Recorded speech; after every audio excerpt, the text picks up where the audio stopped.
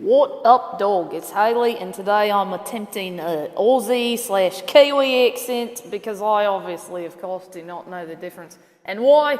Christchurch, New Zealand, after relative calm, I believe, for about 6 months, another set of earthquakes. So if you actually go to stuff.co.nz, they've got, this is on the front page, quakes cause panic across Christchurch, and they've got some interesting videos. If you've never seen liquefaction before, there's lots of it here. So basically what you get is water. I have no idea how it works. You go to Wikipedia if you want to know, and like water comes up through the soil and basically causes low-level flooding that has nothing to do with rain. It's getting rain from below, and then you get stuff like that flooding in the streets.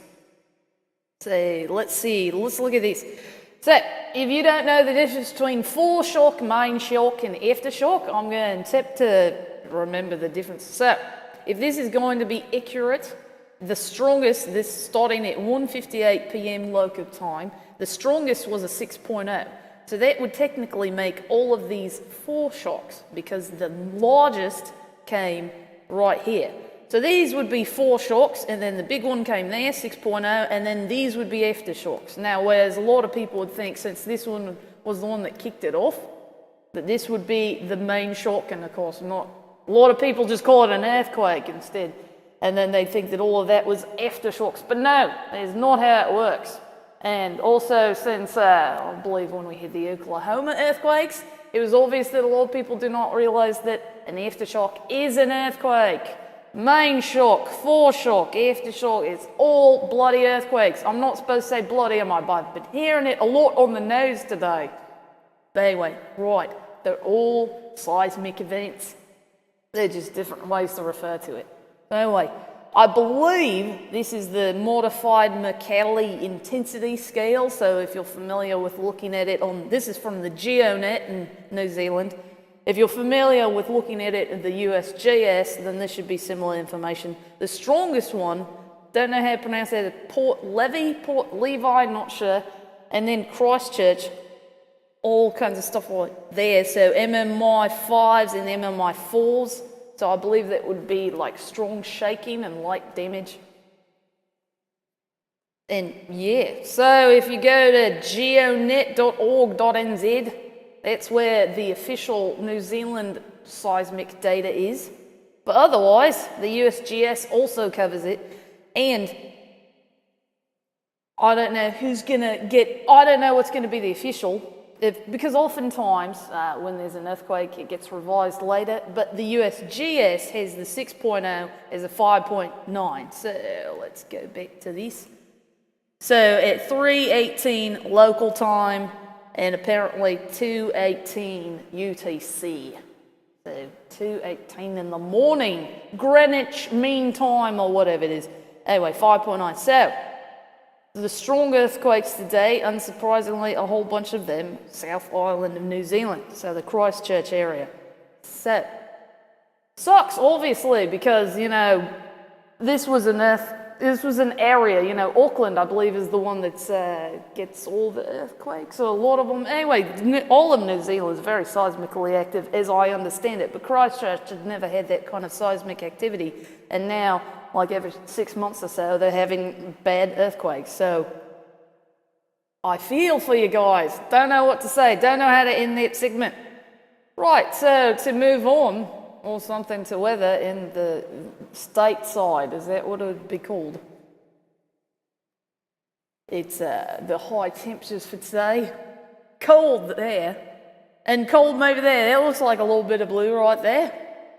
And then low temperatures tonight. -15, is that what that is? That's cold. That's bloody cold. That is, you don't want to be there. Or you go inside and you wrap yourself up, sit next to the furnace or some sort of burning thing, set the house on fire to make sure that you have lots of heat. Active weather things.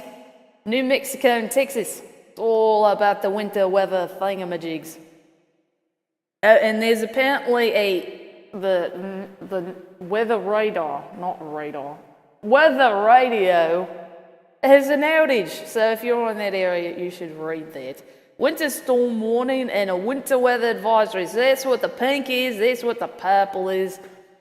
And this is hard freeze and freeze warning. So hard freeze and freeze. And if you weren't here yesterday, I was here yesterday, right? I believe the difference is hard freeze, it's going to be almost guaranteed loss and damage to crops because it's going to be freezing temperatures for long enough. So if you can bring plants and crops inside, but crops generally are in the ground and no, you can't bring them inside. And then freeze warning, there's going to be some damage, but hopefully not severe loss. This is probably wind, not sure about that. High wind warning, righto, and next to winter weather advisory. So unsurprisingly, it's almost Christmas and there's lots of winter weather advisory things going on. There's another one, winter weather. And there's some news. So we've got the high surf advisory. Apparently there's a hard freeze warning. It's right there next to the highway sign. Anyway, the air stagnation advisory I'm noticing is not as quite widespread. So there you go. Hooray, Oregon. You're progressing into air that's not stagnating. Right, I don't know what to make of that. So today, which is what? Is it Friday? I'm obviously out of time and space or something. Heavy snow is possible there. So we're going to do the Christmas outlook. So this is day 3. Should be Sunday, right? Yeah, that's helpful. December 25th. So Washington is where this is snow accumulation of 4 inches. Snow accumulation of 8, snow accumulation of 12 inches or more. So there actually is a slight risk that there will be 12 or more inches of snow up in Washington in Canada. Right. And here, we haven't looked at this in a while, the quantitative precipitation forecast. This is also for December 25th. So the question is, are you going to have a wet Christmas? Well, here's the snowy Christmas, and then here is apparently, and I can't read that, what does it say, 1.2 inches or something? This is for just day 3. So if you're in Mississippi and Alabama and Louisiana, you're apparently going to get a rained on Christmas, which, is that a good thing or a bad thing? Actually, it could be snow even. I have no idea how to interpret it. I'm pretty sure that's rain, though. Snow, rain, not sure, though. And after yesterday, there was tornado warnings and such. Today, no.